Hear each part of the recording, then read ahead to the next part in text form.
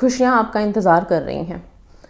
एक छोटी सी स्टोरी सुनाऊंगी अभी, ठीक है, उसको ज़रूर सुनिएगा और बहुत हेल्प मिलेगी उससे उन लोगों को जो कि लाइफ में एकदम से डिप्रेस्ड हो जा रहे हैं। अभी क्या है, जब आप कोई टेक्निक कर रहे हो अपनी अपनी विशेस के लिए, ओके, और विश मैनिफेस्ट होने में टाइम लग रहा है, उस टाइम पे भी आपको ग्रेटफुल रहना है। बिकॉज जब आप हैप्पी रहोगे, ग्रैटिट्यूड में रहोगे, ग्रेटफुल रहोगे, तब आप लाइफ में अपनी अपनी विशेस को बहुत जल्दी अट्रैक्ट करोगे, एक पॉजिटिविटी और खुशियों को।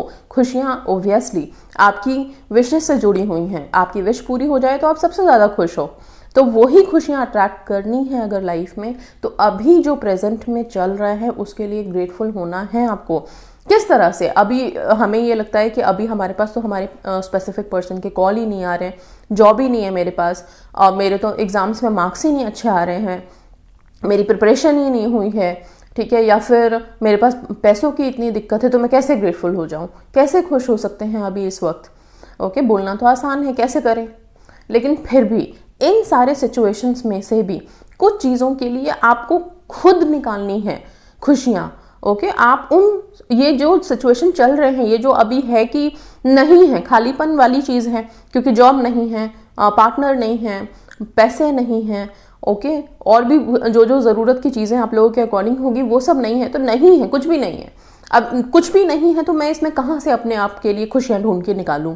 इसके लिए आप खुद से उस वक्त के लिए कैसे सोचेंगे, इस कहानी से आप लोगों को बहुत हेल्प मिलेगी। तो ज़रूर पूरी कहानी सुनिएगा। छोटी सी है, कोई लंबी चौड़ी कहानी नहीं है, लेकिन इसमें कुछ सीखने वाली चीज़ है, इसीलिए ये कहानी मैंने सोचा आप लोगों को सुनाना बहुत ज़रूरी है। फिर आपको पता चलेगा कि आप किस तरह से, अगर मान लीजिए एक छोटा सा एग्जांपल, मेरे सबसे ज़्यादा रिलेशनशिप वाले लोग परेशान हैं, तो अभी क्योंकि आपकी शादी नहीं हो पा रही है, पेरेंट्स नहीं मान रहे, कॉल नहीं आ रही है, कमिटमेंट नहीं मिल रहा है, बहुत सारे इश्यूज़ हैं ओके लाइफ में। अभी कहाँ से खुश हो जाएं, क्या खुश हो जाएं? क्यों नहीं खुश हो सकते? खुश होइए ना। अगर आप मेरे चैनल पे हैं, अगर आप लॉ ऑफ अट्रैक्शन देख रहे हैं, तो सबसे पहले तो ये खुश होइए कि यूनिवर्स ने आपको सिलेक्ट किया है, आपको यूनिवर्स के थ्रू लॉ ऑफ अट्रैक्शन का पता चला है, आप कोई टेक्निक करने जा रहे हो अपने विश के लिए। So now you are blessed, आपके पास यूनिवर्सल पावर्स हैं, एंजल्स हैं आपके साथ, आप इतने ब्लेस्ड हो। अभी आपको वो रास्ता दिख गया है कि जिससे आप अपनी मंजिल तक पहुंच सकते हैं, इसलिए आप खुश हो। ओके, अगर आपके पार्टनर्स का कॉल नहीं आ रहा, मैरिज नहीं हो रही है, तो कोई बात नहीं, अभी वो टाइम मिला हुआ है कि हाँ आप ये मैनिफेस्ट कर रहे हो। कल जब चीज़ें मैनिफेस्ट हो जाएंगी, शादी हो जाएंगी, तो उस टाइम पे आप ऐसे एक जैसे एडवेंचर की तरह हम सुना सकते हैं दूसरों को कि अरे बड़ा टाइम लगा, हमने इतनी मेहनत की, इतने टेक्निक्स किए, तब जाके शादी हुई है।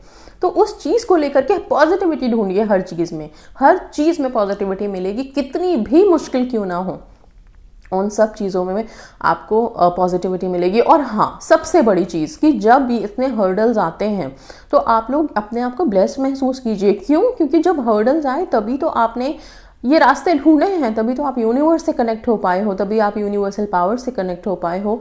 आपके लिए डिवाइन पावर्स ने काम करना शुरू किया है, आपकी तरफ देखना शुरू किया है। तो अगर ये प्रॉब्लम्स नहीं आती तो आपको कैसे पता चलता? तो प्रॉब्लम्स का लाइफ में आना भी बहुत ज़रूरी है, आई वुड से। ठीक है, सिर्फ खुशियों के लिए तो दामन पसार ही रखा है हमने, दामन फैला ही रखा है हमने कि खुशियाँ बटोरने को तो हम सब खड़े हैं, हम सब हमेशा तत्पर हैं, राइट। लेकिन हाँ, उन खुशियों का मज़ा भी तभी आता है जब थोड़ी मुश्किलों से वो मिले, थोड़ी दिक्कतों के बाद वो मिले, तब उसका मज़ा आता है। नहीं तो सब ठीक है, ओके है, नॉर्मल है, उतनी वैल्यू नज़र आएगी ही नहीं। ठीक है, जब वो कहावत है ना कि जब अगर आप पूरे दिन फास्ट रखा है आपने, या 2 दिन से आप भूखे हैं, उसके बाद अगर आपको सिंपल दाल चावल भी मिलेगा ना, तो वो भी आपको दाल मखनी लगने लगेगी, इतना टेस्ट आ जाता है उस खाने में। और अगर आप 4 दिन से कंटिन्यूअस आप रेस्टोरेंट का खाना खा रहे हो, आप बहुत बिल्कुल डिलीशियस फूड खा रहे हो, तो आपको उसमें भी चौथे दिन ना टेस्ट कम आने लगेगा। सो बहुत सिंपल है लाइफ का ये फंडा। ओके, सो इस फंडे को समझ के चलिए कि अगर आप लोग अभी जिनकी सक्सेस स्टोरीज आ जाती है, उनको देख के लगने आ रही है इन लोगों की सक्सेस स्टोरी आ गई, हमारी क्यों नहीं आ रही है, कोई बात नहीं, खुश होइए कि कोई बात नहीं, अभी और टाइम है मुझे कनेक्ट होने के लिए, अभी और टाइम है मुझे वर्क करने के लिए, अभी और टाइम है कि हाँ मेरी स्टोरी और अच्छी बनेगी। ठीक है। So just take everything very positively. जब आप बहुत पॉजिटिव होकर काम करेंगे तो जितनी एनर्जीज है ना वो आपकी तरफ पॉजिटिव होकर के आने लग जाएंगी। एक चीज़ का और ध्यान रखिएगा कि जब हम अपनी सोच को खाली कर लेते हैं, मतलब हमेशा भाग रहे हैं अपनी सोच, अपनी विश के पीछे, अपनी विश के लिए ही बोले जा रहे हैं, करे जा रहे हैं, हाँ ना में लगे हुए हैं, होगा कि नहीं होगा कर रहे हैं, तो फिर क्या होता है, आप खुद अपनी सोच में लगे हुए हो, किसी को काम करने का मौका दे ही नहीं रहे हो। ठीक है। क्या होता है, जैसे नदी है, नदी में अगर आप एक गड्ढा करके, गड्ढा भी नहीं, अगर आप नदी में से बहुत सारा पानी एक साथ निकाल दोगे तो वो वापस से उस पानी को फिल करने के लिए सारे जो बाकी के पानी हैं वो सब भाग करके वहां पे आके उस जगह को फिल करते हैं। ठीक है।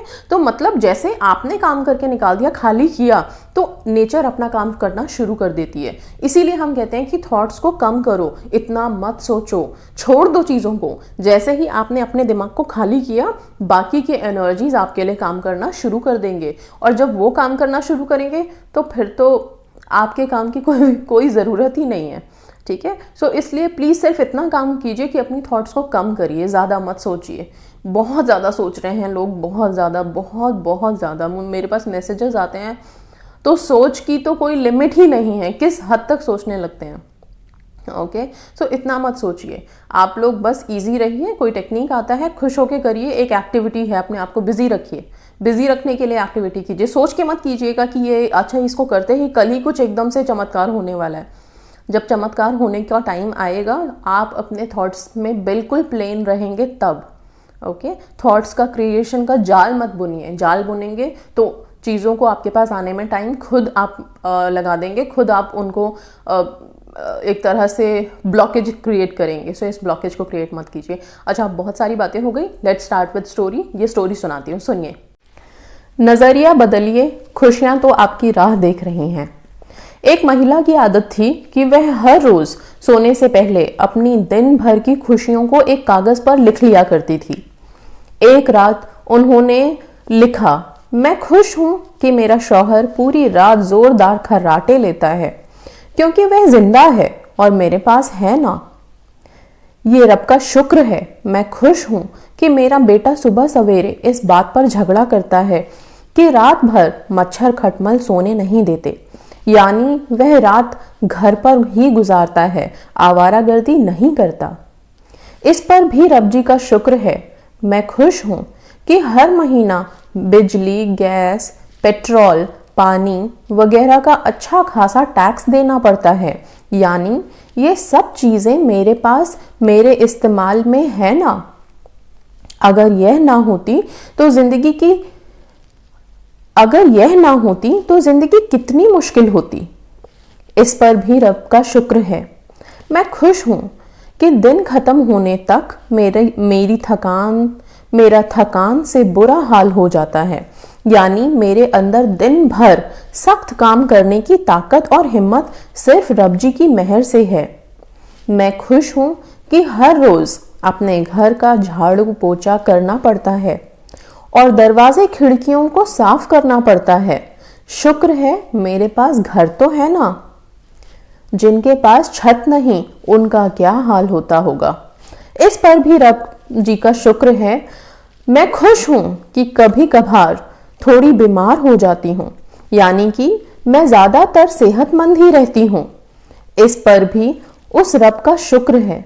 मैं खुश हूं कि हर साल त्योहारों पर तोहफे देने से पर्स खाली हो जाते हैं, यानी मेरे पास चाहने वाले में अजीज रिश्तेदार, दोस्त, अपने हैं जिन्हें तोहफा दे सकूं। अगर ये ना हो तो जिंदगी कितनी बेरौनक हो। इस पर भी रब जी का शुक्र है। मैं खुश हूं कि हर रोज अलार्म की आवाज पर उठ जाती हूं, यानी मुझे हर रोज एक नई सुबह देखना नसीब होती है। जाहिर है ये भी रब जी का ही करम है। जीवन को इस फॉर्मूले पर अमल करते हुए बनानी चाहिए और छोटी छोटी परेशानियों में खुशियों की तलाश करनी चाहिए। यही खुशियां जब आप तलाशते हैं, चाहे आप बीमार हों तब भी, चाहे आप पैसों की तंगी में हो तब खुश रहने का अजीब अंदाज हर हाल में उस रब का लाख लाख शुक्राना कर जिंदगी को आसान बनाएं। सदैव प्रसन्न रहिए। जब आप इस तरह से शुक्र अदा करना शुरू करते हैं तो आपको ज़िंदगी आसान लगने लगेगी। और जब हर पल हम रब का शुक्र करें, हम ग्रेटफुल रहें, ग्रैटिट्यूड देते रहें, तो आप देखेंगे कि ये सारी परेशानियाँ जो आपने खुश होके लिखी हैं, आप उनके लिए खुश हैं, तो ये सब खत्म होने लगती हैं और फिर लाइफ ब्लेस्ड हो जाती है। आप बहुत ब्लेस्ड फील करने लगोगे। हम सब चाहते हैं कि हम बहुत ब्लेस्ड हों लाइफ में, हमें ब्लेसिंग्स मिलते रहे। उस ब्लेसिंग्स के लिए आपको शुक्राना अदा करना पड़ेगा, ग्रेटफुल होना पड़ेगा, ग्रैटिट्यूड देना ही पड़ेगा और अपनी लाइफ में जिस सिचुएशन में है खुश रहना पड़ेगा। खुश रहेंगे तो खुशियाँ खुद ब खुद अट्रैक्ट होंगी। खुशियाँ ही खुशियों को खींचती हैं। अगर दुखी रहेंगे तो एक दुख से दूसरा दुख, दूसरा दुख से तीसरा दुख जुड़ता चला जाएगा और फिर एक चेन बन जाएगी। तो ऐसे चेन को कभी ना बनाएं। हर सिचुएशन में ग्रेटफुल होने की कोशिश करें। और जैसे देखिए इन्होंने कितने सिंपल तरीके से ग्रेटफुल होकर के ग्रैटिट्यूड लिखा है, इसी तरह से आप लोग भी अपने अपने लाइफ में ग्रैटिट्यूड जर्नल लिखिए, अपने अपनी ज़िंदगी के लिए शुक्राना करिए, रब का शुक्र अदा करिए और फिर देखिए ज़िंदगी कितनी ब्लेस्ड होगी। जब शुक्र करेंगे तो ऊपर वाला भी आपको शुक्र वापस करेगा। तो बस इसी के साथ विदा लेते हैं and thank you so much. God bless you all.